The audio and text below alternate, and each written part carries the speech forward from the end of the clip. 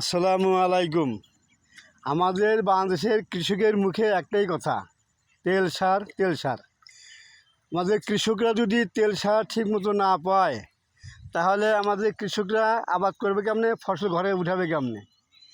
তো এখন আমাদের বাংলাদেশের যে নতুন সরকার গঠন করেছেন মাননীয় প্রধানমন্ত্রী, আপনাকে দৃষ্টি আকর্ষণ করে বলতেছি যে কৃষকের প্রতি একটু সহায় অনুভূতি দেখান এবং তেল সারের ঘাটতি থেকে এবং তেল সারের ঘাটতি যেন তারা না পায়। তেল সারের ঘাটতি পেলে তো তারা আবাদ ফসল করতে পারবে না, আর আবাদ ফসল যদি না করতে পারে তাহলে তো আমাদের 20 থেকে 22 কোটি মানুষ না খেয়ে মারা যাবে, তারা তো খাবার পাবে না। এই জন্য সুদৃষ্টিতে একটু দেখবেন যে বাংলাদেশের কৃষক যেন আমাদের আবাদ করতে পারে, হ্যাঁ, সেই দৃষ্টি দেখবেন। তেল সারের অভাব না হয়, তেল সারের যেন ঘাটতি না হয়, এদিকে সুদৃষ্টি দেখবেন এবং দামটা যেন সীমিত থাকে।